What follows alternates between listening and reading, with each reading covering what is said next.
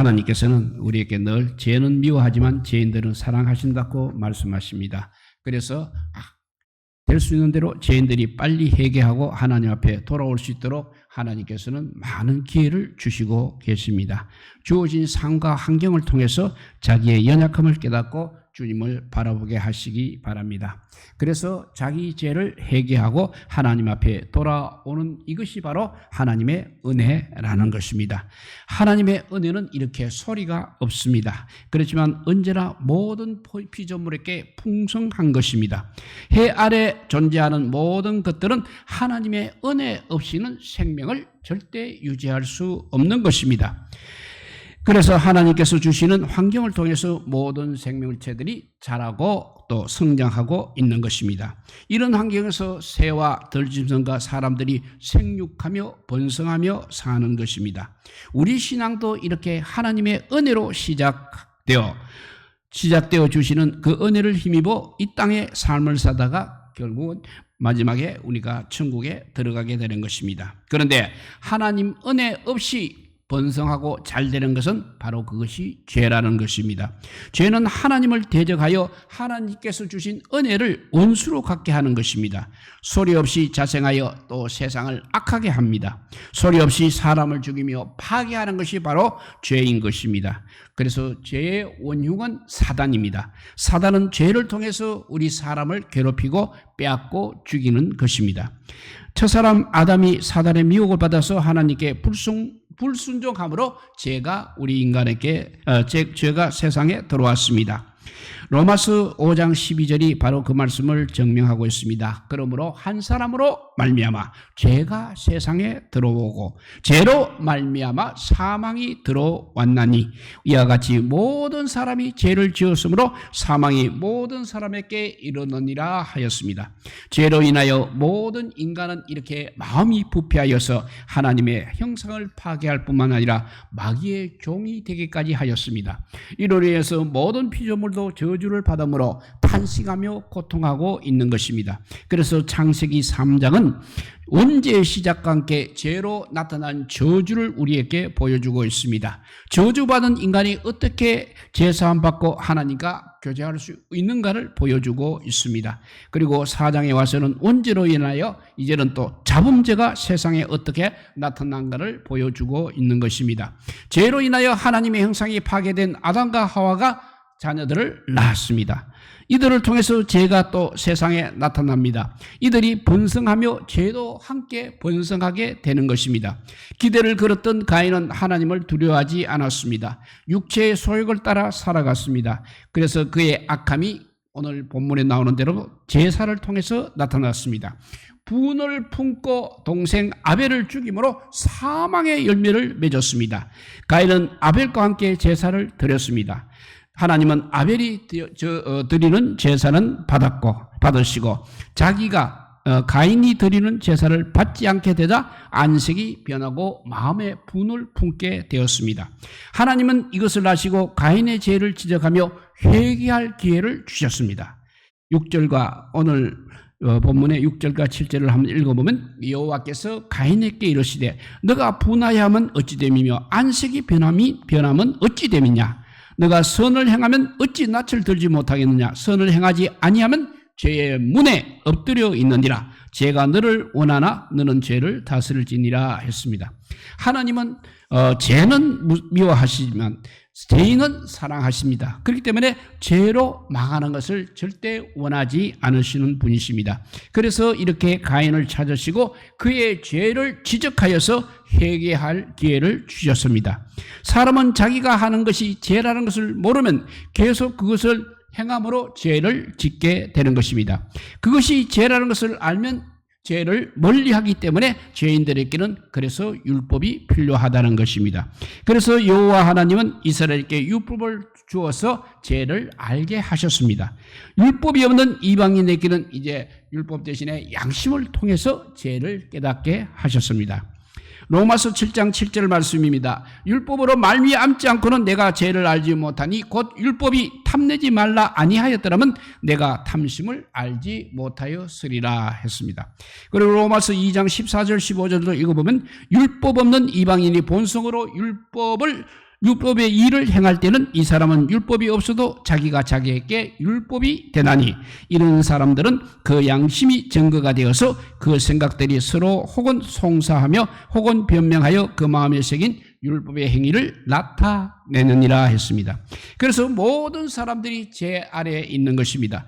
그리고 또 심판을 피할 수 없습니다. 그렇기 때문에 살리는 복음을 우리에게 주신 것입니다. 그러면 신약 성경에서는 죄를 어떻게 말씀하고 있습니까?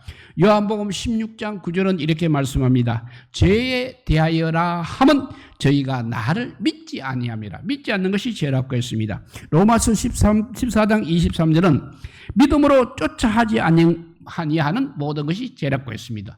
결국 믿지 않는 것이 죄라는 말입니다. 야고보서 4장 17절은 사람이 선을 행할 줄 알고도 행치 아니하면 죄라고 했습니다. 선을 행하지 않는 것도 죄라고 했습니다.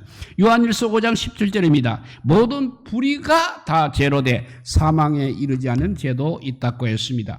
우리가 예수님을 믿음으로 모든 죄를 용서받고 어렵게 되었습니다. 그렇지만 그럼에도 죄를 또한 또 짓고 살고 있는 것입니다.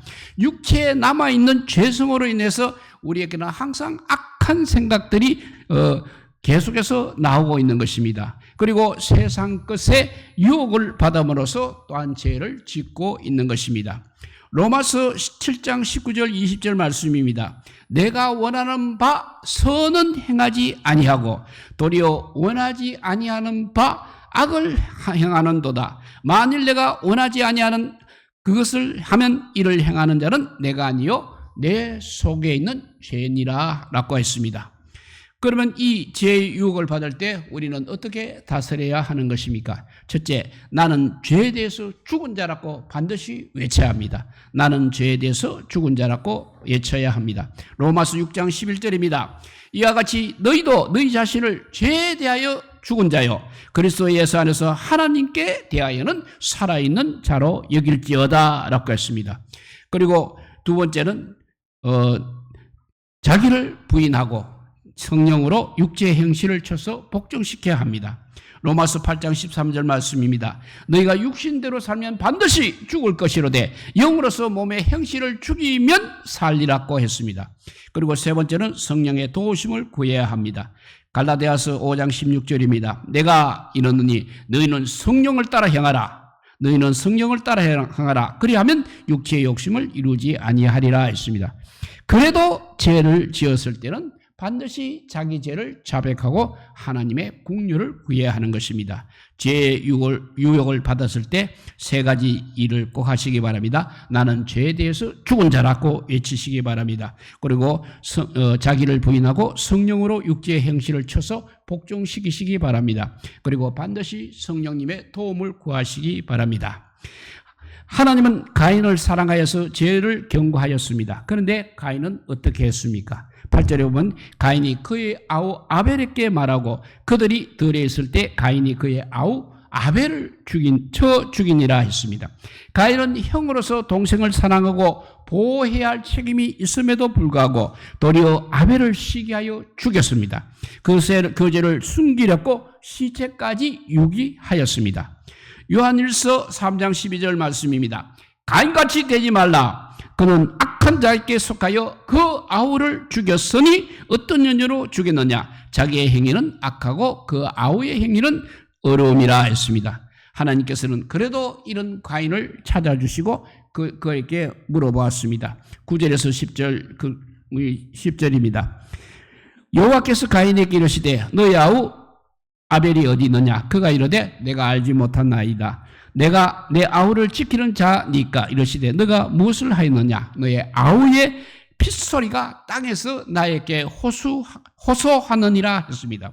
가인은 완전 범죄를 계획하였습니다. 그렇지만 하나님은 알고 계셨습니다. 또 땅이 알고 있었습니다. 그때부터 지금까지 여러 가지 이유로 사람을 죽이고 땅과 물속에 시체를 유기하고 있지만 그들의 죄가 없어지거나 덮어지거나 없어지지 않고 행위록에 기록이 되어 있어 반드시 심판을 받게 되는 것입니다. 하나님께서는 모든 것을 알고 가인을 신문해 보았습니다. 그러나 가인은 자기를 변명하며 거짓말을 했습니다. 오늘날에도 이런 일들이 동일하게 법정에서 신문을 받을 때 일어나고 있습니다. 우리가 볼 때 가인은 악한 이가 바로 죽이면 되는 것입니다. 그런데 하나님은 그렇게 하지 않으셨습니다. 지금도 세상에 포악한 사람들이 너무나 많이 있습니다. 그렇지만 우리 하나님께서는 그들을 죽이지 않고 살려주시는 데는 살려주시고 있습니다. 그 이유가 무엇이겠습니까? 한마디로 죄인들을 사랑하시기 때문이고, 그리고 회개할 기회를 주시려고 그렇게 하시는 것입니다. 내 자식이 큰 죄를 범하며 지으면 남들은 욕을 하며 저주를 퍼붓습니다. 그렇지만 부모는 그 자식을 더 불쌍히 여깁니다. 마찬가지로 하나님도 죄인을 불쌍히 여기사 회개할 길을 주시는 것입니다. 이러한 긍휼로 인해서 죄인들이 죄를 회개하고 하나님 앞에 돌아오게 하는 것입니다. 그래서 십자가 강도와 바울이 돌아왔습니다. 우리가 또 예수님을 믿고 구원을 받았습니다. 이것이 바로 죄인을 사랑하사 긍휼을 베푸시는 하나님의 은혜임을 우리는 알아야 하는 것입니다. 또 하나는 인간의 죽음은 그것으로 끝나지 않습니다. 영원한 형벌이 있기 때문입니다. 살아있을 때 예수님을 믿고 모든 죄를 용서받지 않게 되면 백보자 심판에서 행위록에 기록된 대로 심판받고 유황불못에서 영벌을 받게 되는 것입니다. 그래서 가인도 바로 심판하지 않고 살려주셔서 이렇게 회개의 기회를 주신 것입니다. 그러나 때가 되면 반드시 죄의 책임을 물어서 심판하십니다. 하나님은 죄를 지으면 이 땅에서 물으시고 또 하늘 법정에 가서도 물으십니다. 이 땅에서 죄를 물어 징계하시는 것은 죄를 버리게 하고 살리기 위해서인 것입니다. 그래서 고난이 오고 환난을 당합니다. 그렇지만 이것을 통해서 회개하면 구원을 받게 되는 것입니다. 그렇지 않고 백보자 심판에서 행위록에 기록된 대로 정죄받고 영벌을 받게 되는 것입니다. 가인을 신문하신 하나님은 가인을 저주하며 11절과 12절에서 이렇게 벌을 내렸습니다. 땅이 그 입을 벌려 너 손에서부터 너의 아우의 피를 받았은 적 너가 땅에서 저주를 받으리니 너가 밭을 갈아도 땅이 다시는 그 효력을 너에게 주지 않을 것이요 너는 땅에서 패하며 유리한 자가 되리라 했습니다. 죄로 인하여서 이렇게 땅이 저주를 받았습니다. 가인의 직업은 농부였습니다. 그래서 땅을 갈고 씨를 뿌려 가꾸면 땅에 효력을 내어서 땅이 효력을 내서 식물이 성장하여 열매를 맺게 되는 것입니다. 그런데 땅이 이렇게 저주를 받아 효력을 주지 않으므로 거둘 곳이 없었다는 것입니다. 농부는 한 곳에 정착하여 땅을 개간하고 지경을 넓혀 농사를 지어야 합니다. 그런데 땅이 효력을 주지 않으므로 힘들게 일군 땅을 버리게 되고 다른 곳을 개간하여 농사를 지어야 했던 것입니다. 그래서 가인은 자연스럽게 이곳저곳을 옮겨다니며 살 수밖에 없었다는 것입니다. 이렇게 악을 심음으로 눈물과 고난과 고통의 열매를 거두고 있다는 것입니다. 그런데 이것도 가만히 보면 저주가 아니라 우리 하나님의 은혜와 사랑이라는 것입니다. 죄를 지은 인간이 하는 일이 잘되고 형통하게 되면 바로 이것은 행복이 아니라 진짜 불행한 것입니다. 가인이 죄를 지었음에도 고난이 없고 삶이 형통했다면 더 교만하여 죄를 지을 것입니다.